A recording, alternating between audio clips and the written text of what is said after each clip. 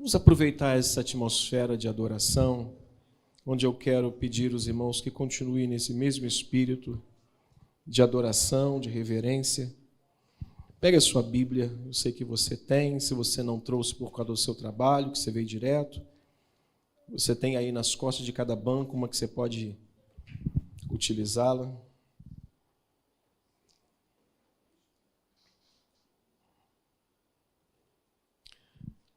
Não há nada melhor de quando a gente está com nossa alma sobrecarregada e a gente encontrar um lugar onde a gente possa sentar e saber que ali Deus está presente. Saber que Deus está ali para falar conosco, para nos ouvir. Irmãos, eu tenho a certeza de como eu estou vendo os irmãos aqui que Deus está nesse lugar. Capítulo 1 do livro da carta de Paulo aos Filipenses, verso 12 ao 21.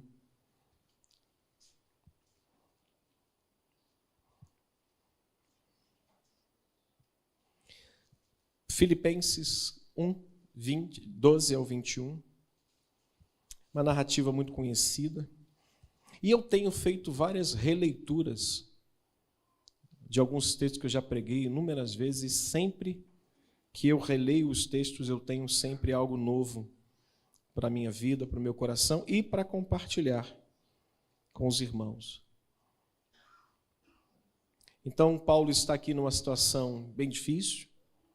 Paulo se encontra preso e nós vemos um comportamento extremamente diferenciado de um homem que crê em Deus e do outro que não crê. Então vamos acompanhar essa leitura, temos ali também uma ajuda, mas se você tem a sua Bíblia ou talvez seu smartphone, aí não tem problema não. Paulo diz assim: quero ainda, irmãos, cientificar-vos de que as coisas que me aconteceram têm antes contribuído para o progresso do Evangelho. De maneira que as minhas cadeias em Cristo se tornaram conhecidas de toda a guarda pretoriana e de todos os demais. E a maioria dos irmãos, estimulados no Senhor pelas minhas algemas ou por minhas algemas, ousam falar com mais desassombro a palavra de Deus. Paulo diz que alguns efetivamente proclamam a Cristo por inveja ou porfia, outros, porém, o fazem de boa vontade. Estes, por amor, sabendo que estou incumbido da defesa do Evangelho. Aqueles, contudo, pregam a Cristo por discórdia, insinceramente, julgando suscitar tribulação às minhas cadeias. Todavia, que importa?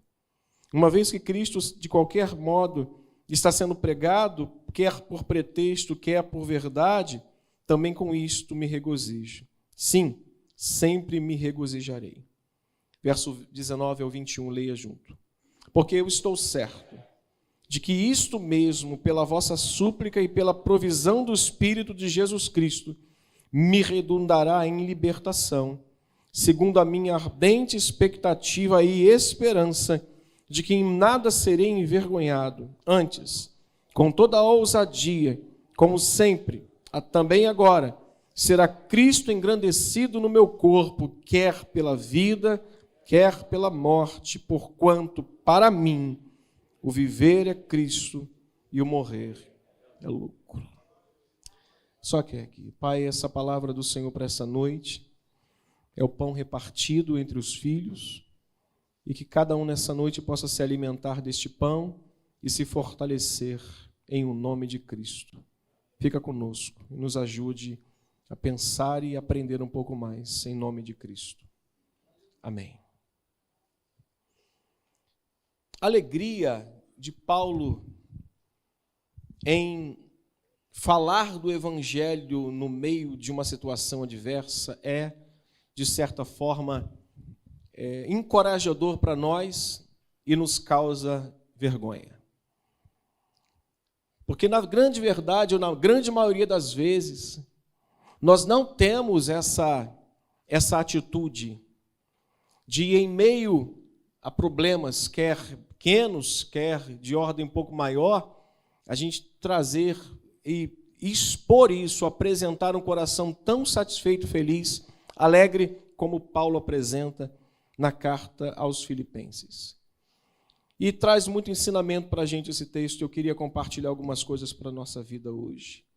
Um dos mais importantes ensinamentos desse texto, que Paulo pode nos deixar durante toda a sua trajetória de vida, foi como ele conseguiu diferenciar ou dividir, ou trabalhar isso, viver de forma independente daquilo que ele estava sofrendo.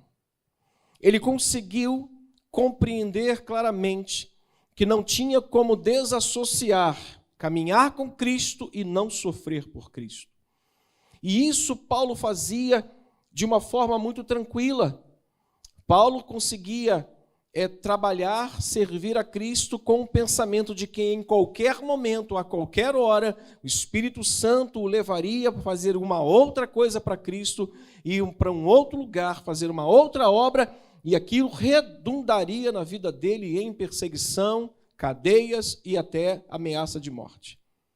Isso que traz para a gente um grande ensinamento. Ele conseguia diferenciar, ele conseguia desassociar a ideia de que eu não posso sofrer porque estou caminhando com Cristo. Não, ele nos ensina isso claramente. Não há como tirar isso da caminhada cristã. Todo cristão um dia, querendo ou não, por alguma situação, vai passar por perseguições. Paulo disse isso a Timóteo. A todos que querem viver piedosamente em Cristo serão perseguidos, em algum momento da sua vida. Isso Paulo tinha em mente. E logo no início de sua conversão, logo no seu relato do capítulo 11 de 2 Coríntios, volte um pouquinho, você vai ver um relato que também nos causa um pouquinho de vergonha pelo fato de vê-lo narrando isso e dando continuidade na sua vida. Seu relato de 2 Coríntios 11, irmãos, é no mínimo desmotivador para os covardes e extremamente motivador para aqueles que querem continuar na jornada. Capítulo 11, a partir do versículo 24, ele vai dizer assim: 5 vezes recebi dos judeus uma quarentena de açoites, menos um. Fui 3 vezes fustigado com varas, uma vez apedrejado. Leia aí. Em naufrágio 3 vezes. Uma noite passei na voragem do mar. Em jornadas muitas vezes, em perigos de rios, em perigos entre salteadores, em perigos entre patrícios, em perigo entre gentios, na cidade, no deserto, no mar, perigo entre falsos irmãos, em trabalhos e fadigas, em vigílias, muitas vezes em fome e sede, em jejuns, em frio e nudez, além das coisas exteriores, há o que pesa sobre mim diariamente, o que é a preocupação com todas as igrejas. Quem enfraquece, que também eu não enfraqueça? Quem se escandaliza, que eu não me inflame? Se tenho que gloriar-me ou de gloriar-me, gloriarei-me no que diz respeito à minha fraqueza. O Deus e Pai do Senhor Jesus, que é eternamente bendito, sabe que não minto. Em Damasco, o governador preposto dos damascenos, em Damasco, leia, o governador preposto do rei Aretas montou guarda na cidade dos damascenos para me prender. Mas, num grande cesto, me desceram por uma janela na muralha baixa e assim me livrei das suas mãos. Imagina um homem desse passando por tais situações, fustigado, apedrejado, dado como morto, e isso não impediu Paulo de continuar caminhando. Diga comigo, eu preciso continuar caminhando. Diga, você precisa continuar caminhando, meu irmão. Paulo era um homem que vivia, irmãos, dentro de uma prisão, mas livre. Paulo vivia não dominado pelas circunstâncias.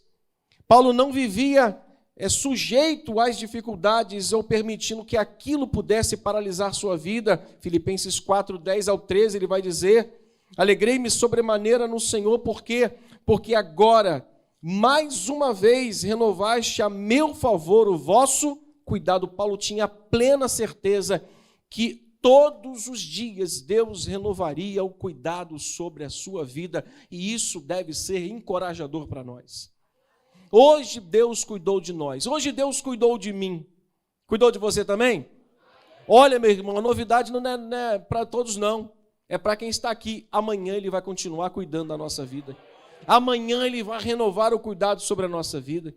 Amanhã, nas primeiras horas da manhã, do pé direito com o pé esquerdo, ou se você de repente pular da cama com os dois, não importa. Amanhã Deus vai continuar cuidando e renovando o cuidado sobre as nossas vidas. Vivemos os resultados daquilo que a gente crê, e Paulo nos mostra isso. Ele cria num Deus que cuidava dele, quer preso, quer solto, quer livre, quer em prisão, quer passando por tribulação, ou simplesmente fazendo o que ele mais amava fazer, que era pregar o evangelho. Paulo sabia que Deus cuidava dele. Eu quero que você saia daqui nesta noite sabendo que seus dias difíceis não impedem Deus de continuar cuidando de você.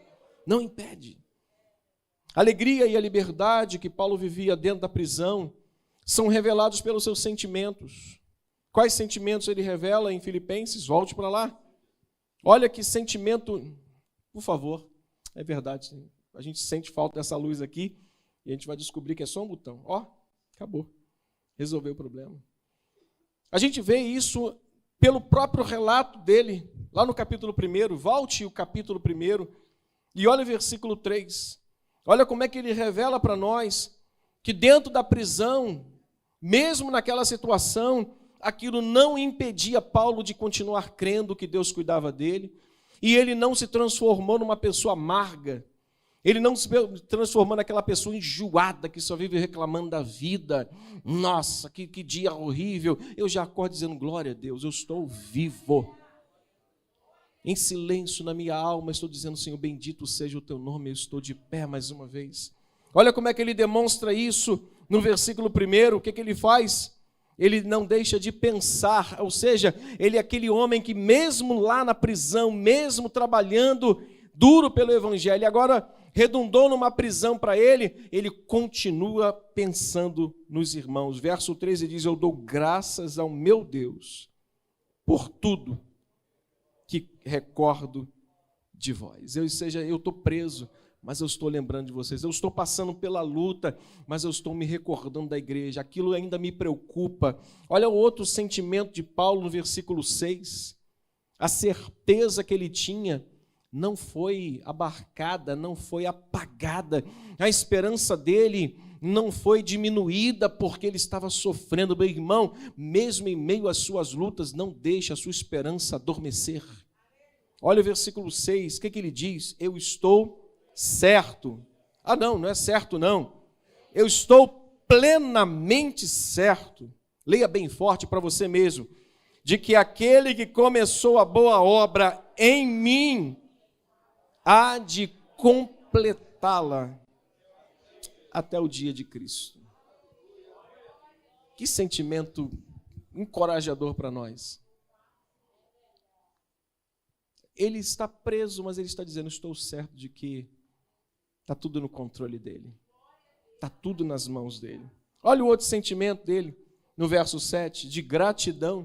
Como é que um homem preso, uma escolta de guardas, está lá, lembrando dos irmãos filipenses, manifestando a sua esperança. O 7, aliás, é justo que assim pense todos vós, porque vos trago no coração, seja nas minhas, seja na defesa e na confirmação do evangelho, pois todos sois participantes da graça comigo. Ele tem coração grato, está lutando, sofrendo, está preso, mas está lembrando dos irmãos, tem confiança e tem gratidão. E por fim, verso 9, olha outro sentimento que o texto nos revela de um homem preso que não deixou ficar preso a sua alma naquela circunstância. Ele faz o quê, irmãos? Ele ora.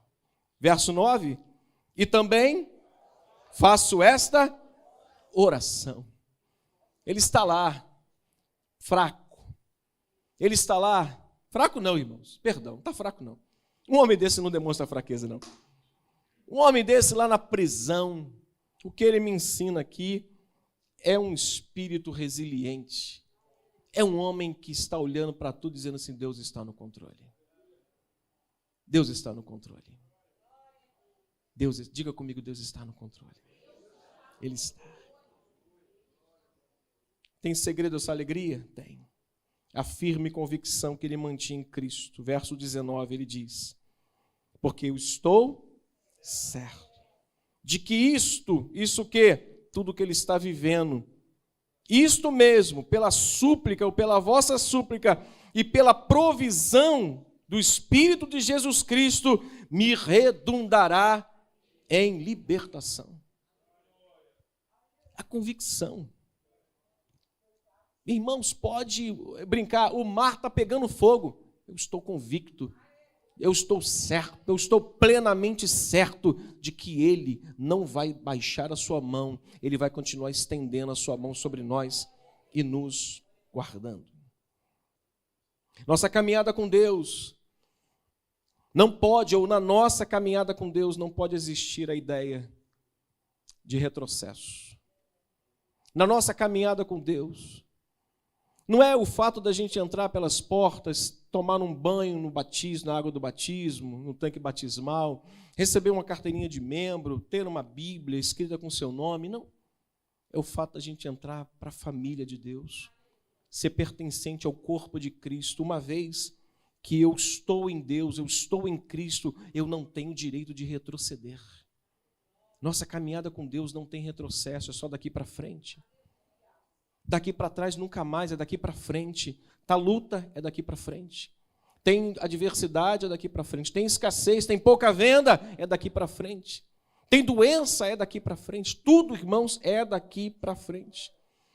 Eu li ontem a carta aos Hebreus, um pedacinho do capítulo 10, e tem tantas coisas importantes que o escritor vai falar para os crentes que estavam desanimados dali entre os judeus, estavam com dúvidas, com medo, estavam prestes a abandonar a igreja porque havia uma pressão muito grande sobre eles. E o escritor dá algumas recomendações, mas as duas mais importantes eu quero ler com vocês. As recomendações que mudaram a vida deles. Hebreus, por favor, Hebreus 10. A partir do versículo 32.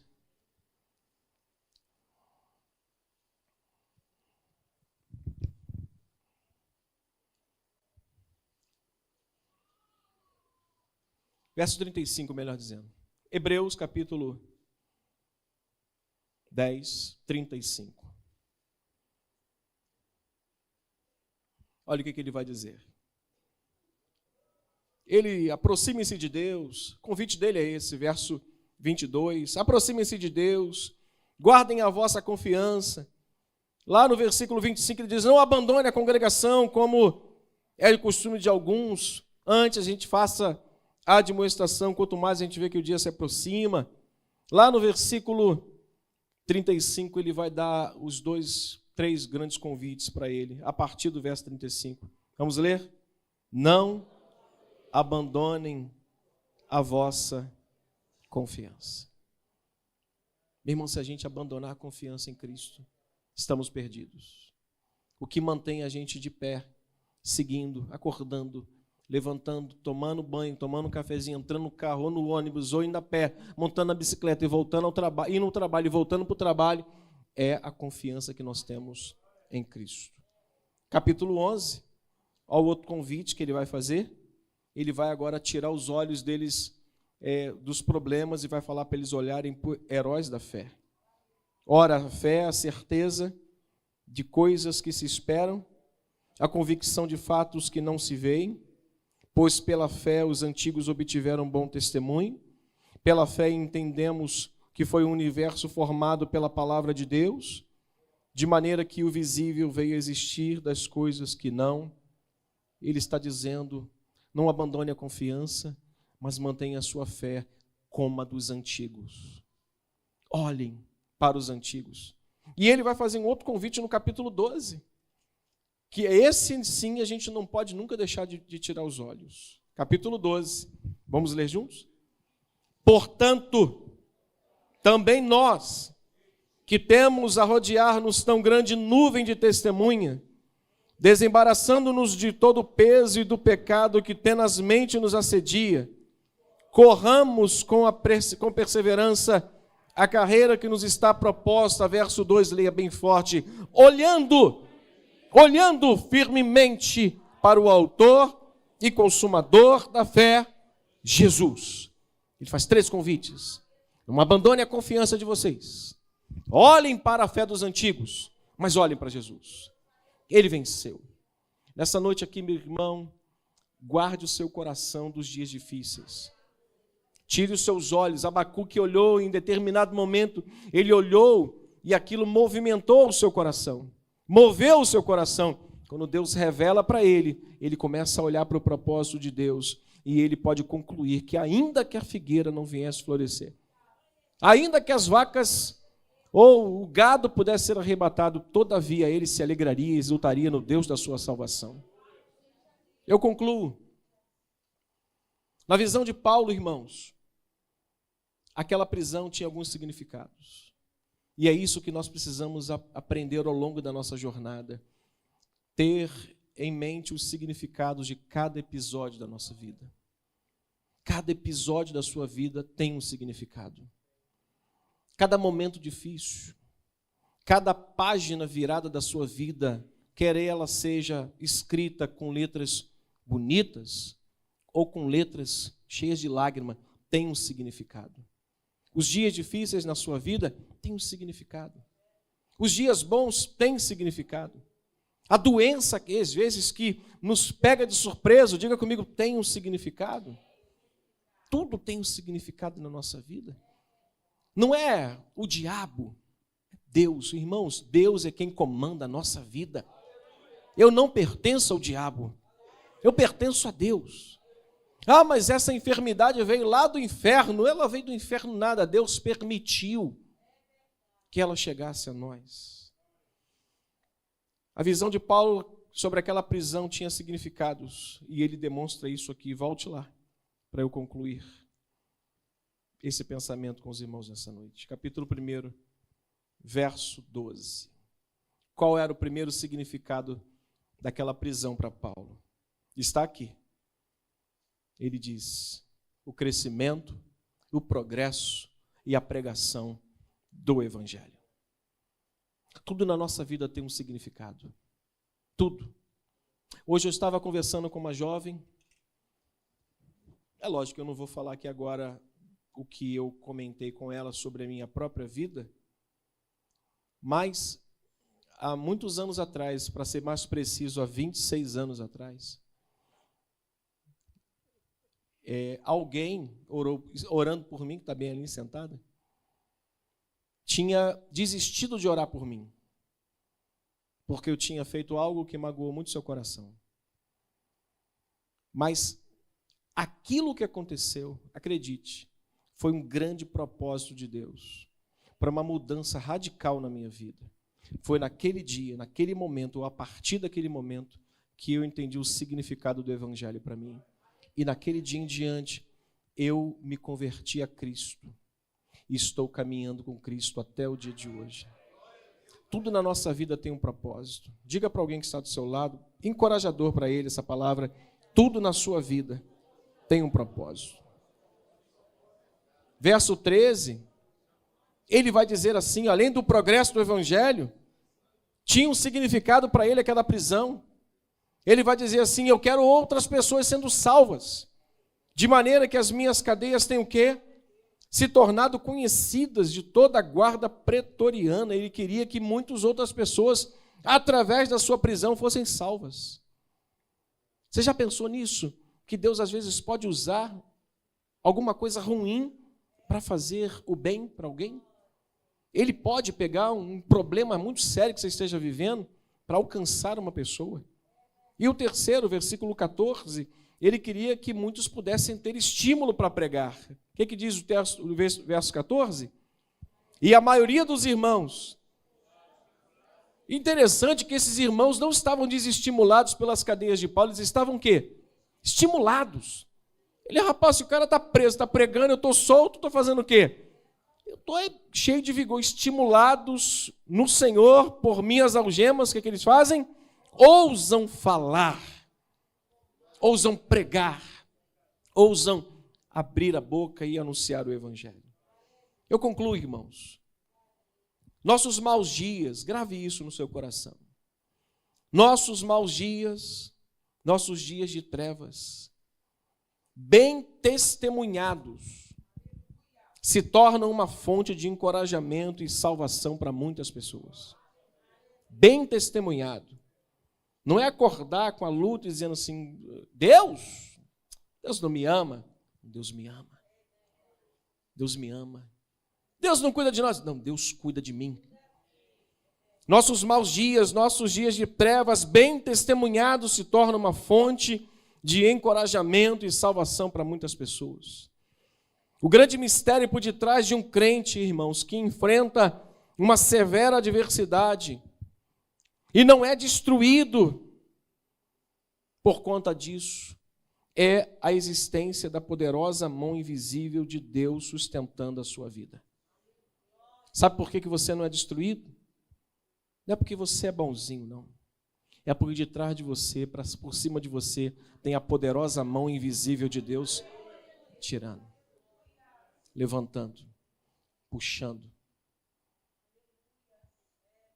Aquela situação que você pega o seu filho e puxa ele e tira ele do perigo, é Deus fazendo isso com você todo dia, sem você enxergar a mão dele.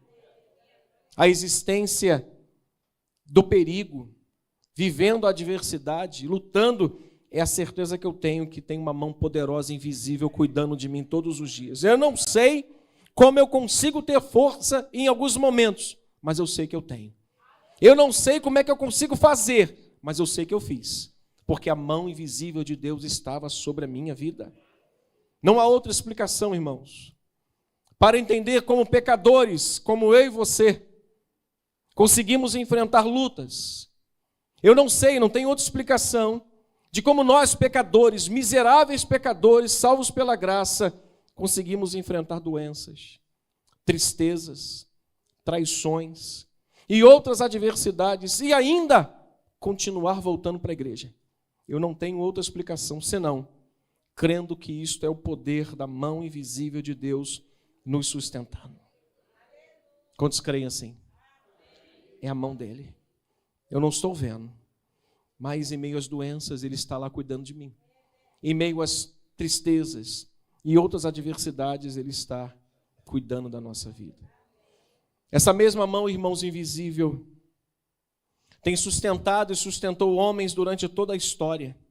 Sustentou Noé, sustentou Abraão, Sara, sustentou ele nos momentos de prova, de deserto, de fome, sustentou seu filho Isaque, sustentou Jacó na fuga contra seu irmão Esaú, sustentou Moisés ou José contra a inveja dos seus irmãos, a prisão injusta, ele sustentou José. Ele sustentou José quando esse foi dado um poder para ele e ele teve que administrar a comida de todo o planeta. Foi a mão invisível de Deus que sustentou também José. Foi a mão invisível de Deus que também sustentou Moisés. Eu digo mais uma vez, é essa mão invisível que sustentou e tem sustentado esses homens em meio à história.